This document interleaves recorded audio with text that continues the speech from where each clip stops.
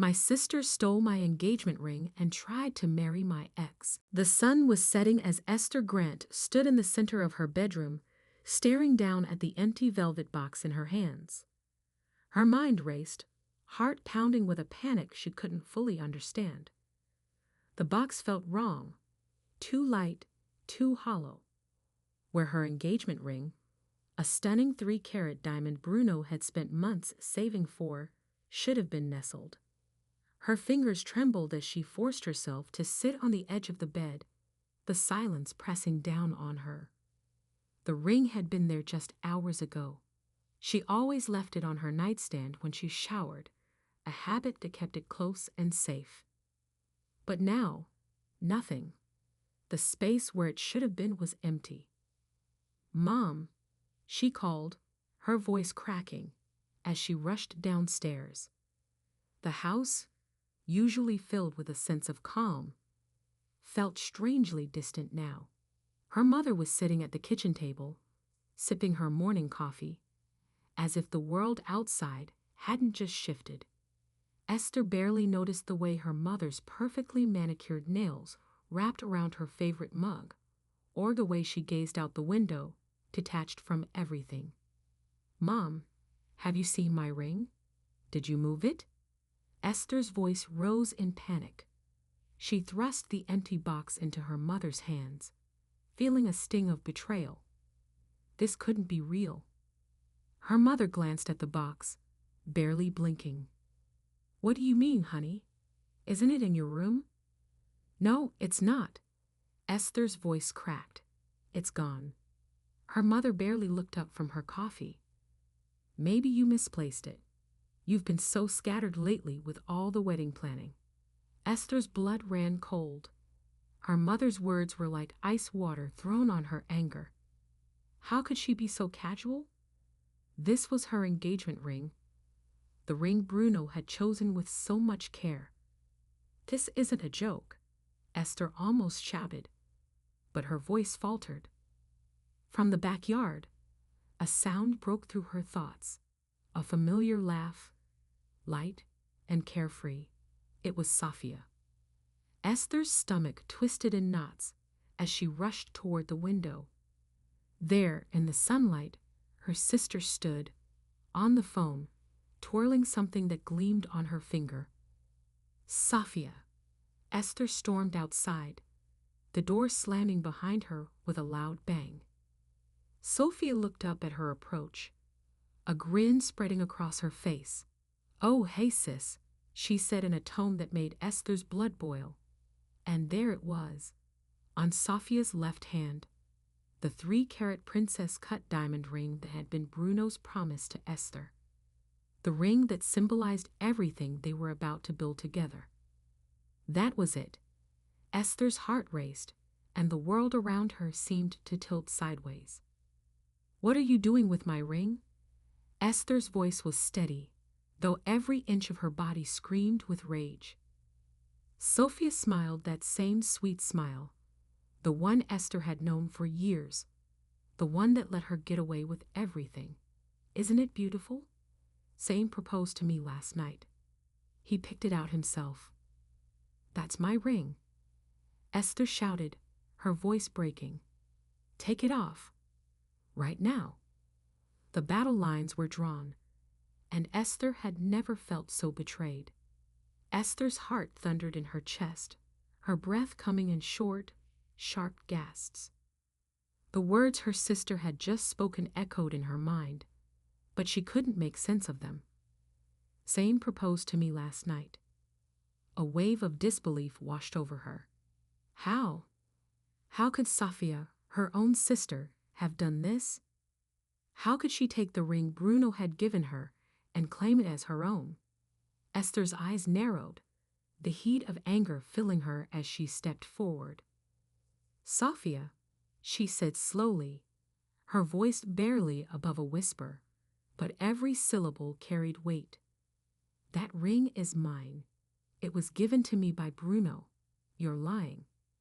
Sophia's smile faltered for a split second, but she quickly recovered, her expression shifting to one of mock innocence. "I'm not lying, Esther. Why would I? Zane gave it to me last night. I've been waiting for this day for so long. Esther clenched her fists at her sides. Zane. The name made her skin crawl. It wasn't the first time she had heard of him, but she never imagined he would be involved in something like this. How had Safia managed to manipulate him into this? I'm telling you, Esther snapped, unable to keep the tremor out of her voice. Take it off. It's mine. Now. Sophia's face hardened. You know, I don't understand why you're getting so worked up. You've been engaged to Bruno for how long now? 2 years? It's just a ring, Esther. A material thing. Esther's eyes widened in shock. A material thing? You don't get it, do you? She took a step closer, her fingers trembling with the need to rip the ring from Safia's finger. This isn't just any ring. It's Bruno's promise to me. It represents everything he and I have been building. Sophia's expression shifted, a glint of something darker appearing in her eyes. I guess I just wanted to see if I could have what you have. I've always been the second choice, the backup. But now, with Zane, I'm the one getting the attention. Maybe it's time for you to learn that life doesn't always go according to plan. Esther felt a tight knot form in her chest. The betrayal stung more than she could put into words, but there was a coldness in her sister's tone that sent a chill through her spine. You've always been the one who could get away with anything, Esther muttered, her voice low but steady. But not this time, Safia. Not this time. Without another word, she turned and stormed back into the house, her mind racing. She needed to talk to Bruno. She needed answers. Bruno wasn't answering his phone. The hours stretched into the late afternoon, and Esther's frustration grew. She tried to focus on the wedding planning details, but her thoughts kept drifting back to the ring, to her sister, and to the questions she couldn't yet answer. Finally, as the sun dipped below the horizon, Esther's phone buzzed in her hand. It was Bruno. Esther, I'm sorry, he said, his voice crackling through the receiver. I've been in back-to-back meetings all day. What's going on? Esther took a deep breath, trying to steady herself. She could hear her heartbeat thudding in her ears. Bruno, I need to ask you something. Have you been in contact with Safia? There was a brief silence on the other end. Safia? What's going on? Bruno, she has my ring. She's telling everyone that you gave it to her. That Zane gave it to her, and I don't understand why. Bruno interrupted her, his voice sharp. Wait, what? She has your ring. Esther nodded, even though he couldn't see her. Yes, she's wearing it, Bruno. She's lying to everyone, telling them it was a gift from Zane. But it's my ring. You gave it to me. Bruno's voice wavered slightly. Esther, I'm sorry. I don't know what to say. I didn't know she was doing this. But we need to get the ring back. Esther's anger flared. We need to do more than that, Bruno. We need to confront her. She's stolen from us. She's tried to ruin everything, and now she's taking something that's a part of our future. Okay, Bruno said, his tone softening. We'll figure this out. Together. Esther could hear the determination in his voice, and it brought her some small measure of comfort. Thank you, she whispered. As the conversation ended, Esther's mind raced with thoughts of what to do next. She couldn't let her sister get away with this. She couldn't let Safia tear apart everything Bruno and she had worked for. The trust they'd built, the love they'd shared, it was all on the line. The confrontation was inevitable. Esther knew that now. It would be a battle, but she couldn't back down.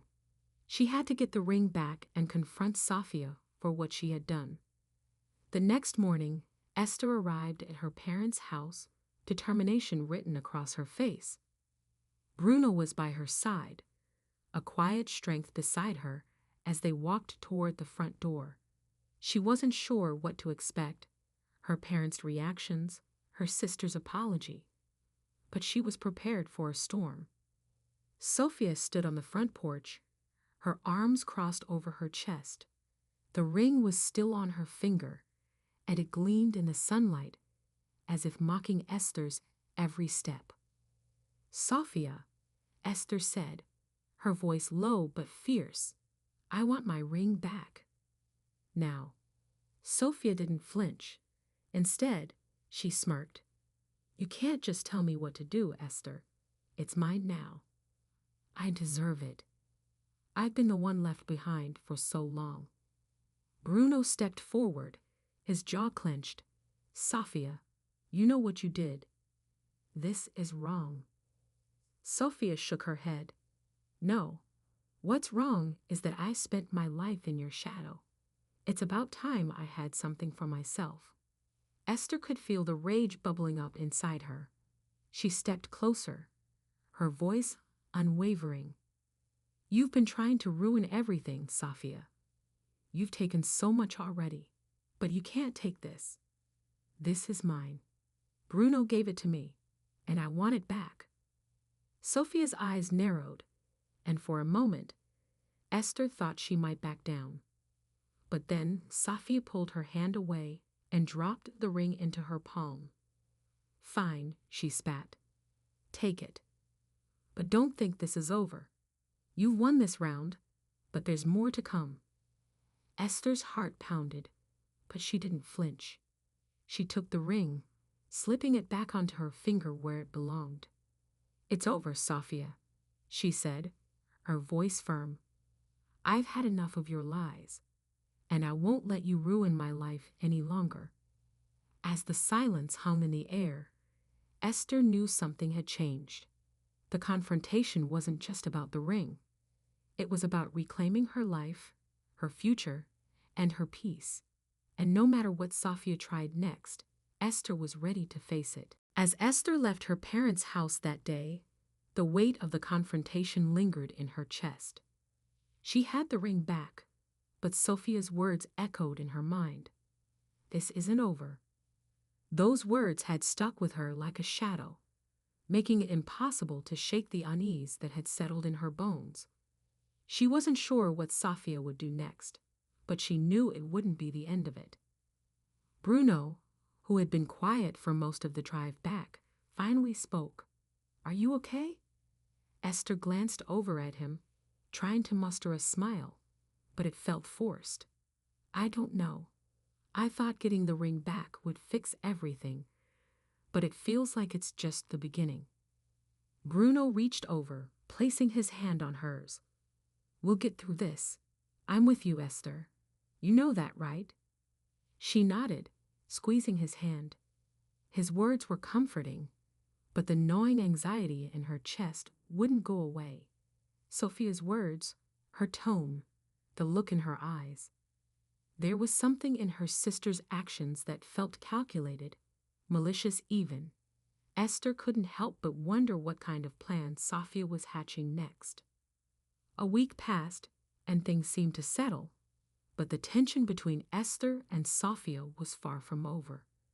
Despite the confrontation, Sophia had somehow managed to turn things around, making Esther feel like the villain in the situation.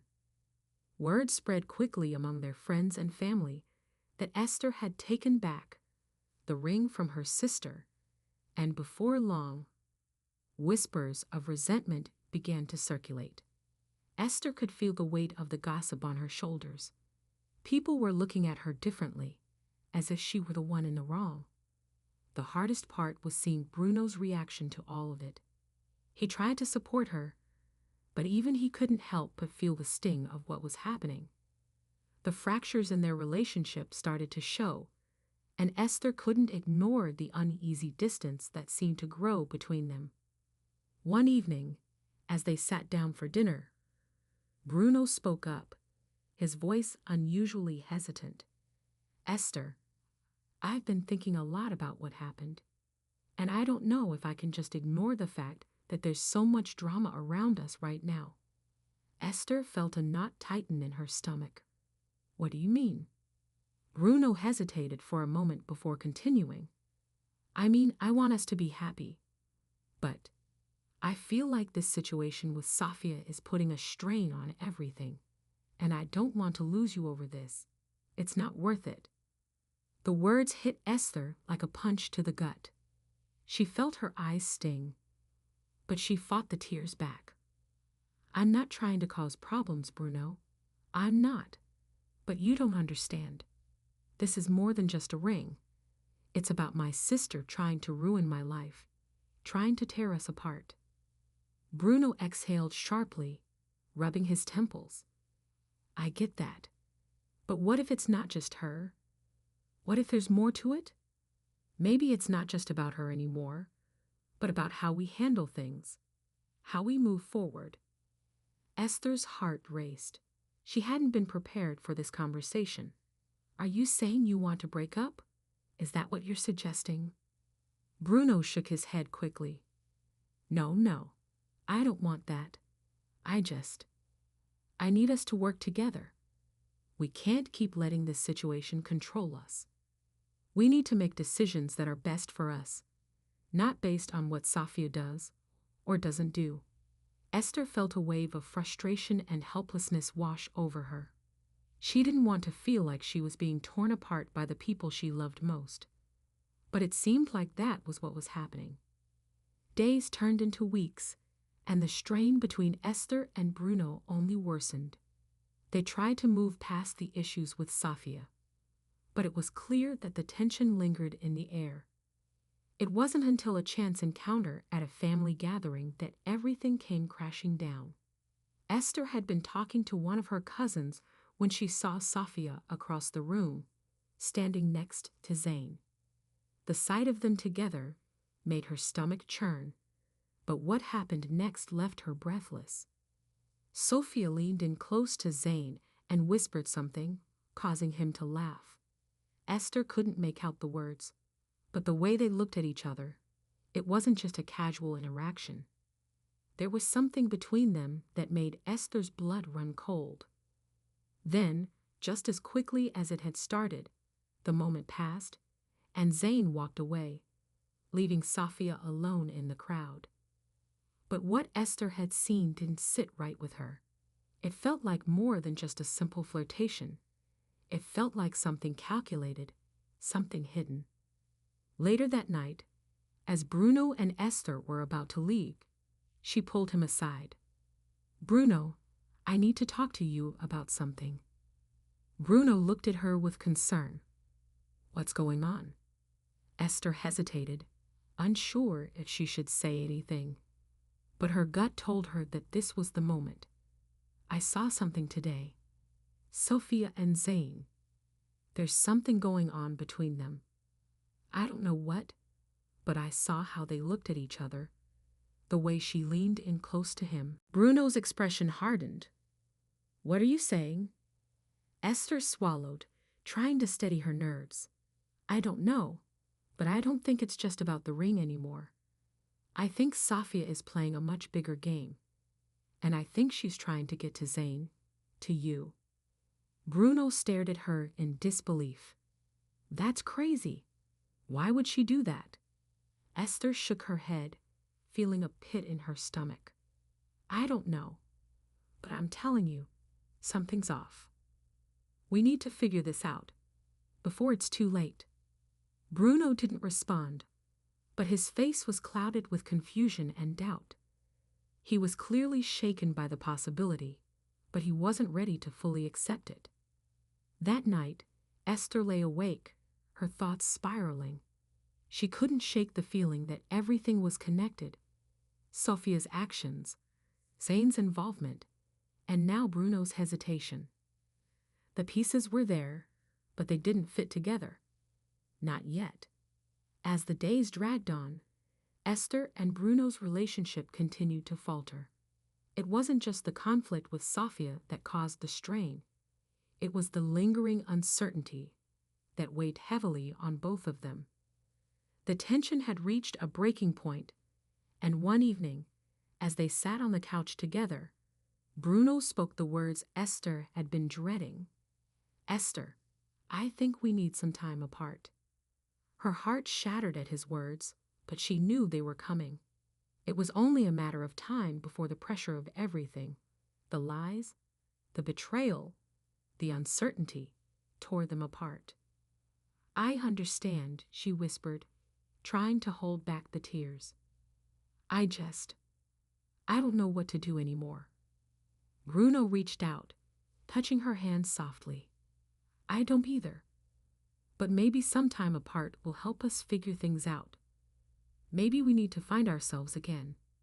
The tears that Esther had been holding in finally spilled over, but she didn't try to stop them. She knew this was the end of something, but she didn't know how to make it stop.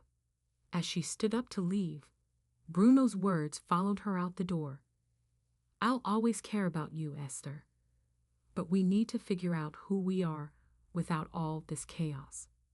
And with that, Esther left, her heart in pieces, unsure of where to go from here. Esther had thought that a break would give her clarity, that it would allow her to untangle the mess of emotions and confusion that had been building between her and Bruno. But the days that followed only deepened her sense of loss and frustration. The silence was deafening. The absence of Bruno's comforting presence left an emptiness in her life she hadn't anticipated. For the first time in years, she found herself alone in the apartment, with nothing but her thoughts to keep her company. The once familiar space now felt like a prison. The walls, once filled with laughter and whispered promises, now echoed with the harshness of her solitude. Her phone buzzed on the coffee table, dragging her out of her reverie. It was a message from Zane, one of Bruno's old friends, who had remained somewhat distant after the fallout. He had always been a bit of a mystery to Esther, but something about the message intrigued her. Zane, hey, how have you been? I know things have been crazy with your family, but I just wanted to check in. If you need to talk, I'm here. It was a simple message, yet it struck Esther in a way she hadn't expected. The last few days had been spent wondering what Zane's true intentions were, whether he was as innocent as he seemed or whether he was somehow entangled in the mess Sophia had created. She hesitated before typing a response, unsure of where to begin. After a few moments, she typed back, Esther, I've been better. Honestly, I'm just trying to figure things out. The situation with Sophia, it's complicated, and it feels like everything around me is falling apart. Zane, I get it. It must be hard, but you don't have to go through it alone, you know. I know we don't talk much, but I've always been here if you need support. Sometimes talking to someone outside of everything can help. Esther stared at the screen for a moment, conflicted. She had always felt distant from Zane, but his message seemed genuine. Maybe it was the loneliness she was feeling or the deep-rooted need to understand the motivations of those around her, but she decided to take a chance. Esther, I appreciate it. Things are just messy. I don't even know what to do anymore.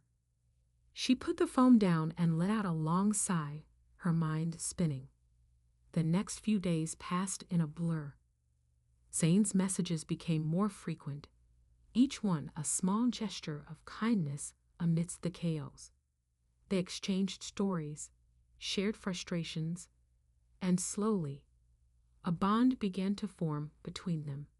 It was not the deep connection she had once shared with Bruno, but it was something that made her feel less isolated in her own turmoil. But as the days wore on, Esther couldn't shake the feeling that something was off. Zane's presence in her life seemed too convenient. He was always there when she needed someone to talk to, offering advice and comforting words, but there was always a subtle edge to his messages, something that felt too calculated, as if he knew more than he was letting on. One evening, as she scrolled through their conversation history, something caught her eye. a subtle hint in one of Zane's messages, something that felt almost like a slip-up. Zane, I know it must be hard dealing with everything, especially with Sophia's manipulations. I'm just glad you're away from all that. It's not good for you, you know. The word manipulations struck her. It was too specific, too pointed. Esther's heart began to race. Could Zane be involved in whatever game Sophia was playing? Had he been using her all along? Or was he just another pawn in her sister's twisted plot? The more Esther thought about it, the more the pieces seemed to fit. Zane had always been close to Sophia, yet his behavior had always seemed too careful, too calculated. Could he have been playing both sides? Did he have his own motives for getting closer to her? Before she could process all of this, another message from Zane popped up. Zane, I know I don't really know everything that's going on, but if you need someone to vent to, I'm always around. I really hate seeing you go through this alone. Esther's fingers hovered over the screen. She could feel her suspicion growing, but she wasn't ready to confront him just yet. There was too much uncertainty, too many unanswered questions. But one thing was clear. Zane's actions were beginning to raise red flags. The moment of truth came sooner than Esther had anticipated. She had decided that she needed to see Zane face to face, to finally get some clarity about his involvement in the mess that was unfolding around her. She texted him, asking if they could meet up for coffee. His response was almost immediate. Zane, of course. When and where? They agreed on a small cafe on the edge of town, a neutral spot where they could talk without distractions. When Esther arrived, Zane was already sitting at a table by the window, a cup of coffee in front of him. He looked up when she walked in, offering a warm smile that didn't quite reach his eyes. Esther sat down across from him, studying his expression. It was almost too perfect, too rehearsed. She had no idea what kind of game he was playing, but she wasn't about to let him manipulate her anymore. So, Esther began, her voice steady but guarded. I've been thinking a lot about our conversations, and I have to ask, what's your involvement in all of this? Why are you so interested in my family's drama? Zane blinked, his smile faltering for just a moment. It was the first crack in his otherwise composed demeanor. He leaned back in his chair, folding his arms across his chest. What do you mean? He asked, but the way he said it made Esther even more suspicious. I'm just trying to be a friend, Esther. You don't have to overthink it. But Esther wasn't buying it. She leaned forward, locking eyes with him. I know you're close to Sophia, and I know you've been involved in things that you haven't told me about. So tell me the truth. What's really going on? There was a moment of silence between them, and for the first time, Esther saw a flicker of something dark in Zane's eyes. It wasn't fear or surprise, but something far colder, something that felt like manipulation. You don't know the full picture, Zane said, his tone shifting. But you will, eventually. Esther felt a chill run down her spine as the weight of his words settled over her. What had she gotten herself into? And how much of it was orchestrated by people she thought she could trust? Esther's world was beginning to unravel at a speed she couldn't keep up with. The relationships she had once trusted, Bruno, Sophia, even Zane, were now shrouded in suspicion. Every step she took forward only seemed to lead her deeper into a web of lies and deceit. The confrontation with Zane had been a wake-up call. She couldn't rely on anyone anymore, not even the people closest to her. But the question that haunted her most was why? Why had they all played her like this? What has she done to deserve this betrayal? It was in the midst of all this confusion that Esther received a phone call from her mother, one that would push her over the edge. Esther, Her mother's voice trembled on the other end. "We need to talk. I found something that changes everything." Esther's heart skipped a beat. "What do you mean?" Her mother sighed deeply. "I found something in Sophia's room. Something that explains everything. You need to come home now." Esther felt a sense of dread wash over her. What could her mother have possibly found? And how was it connected to everything that had been happening? Esther didn't waste any time. She drove to her parents' house, her mind racing with questions. What had her mother discovered? Was this the key to understanding Sophia's motivations? Was it finally time to expose the truth? When she arrived, her mother was waiting for her by the door, her face pale, her expression filled with fear. "What did you find?" Esther asked, her voice trembling. Her mother led her upstairs to Sophia's room, where she handed her an envelope. Inside was a series of photographs, each one more shocking than the last. They showed Sophia and Zane, together, closer than friends, more intimate than acquaintances. The realization hit Esther like a tidal wave. Zane wasn't just playing her. He was working with Sophia, using her as a pawn in some twisted game. The truth was out. And now, Esther was ready to fight back.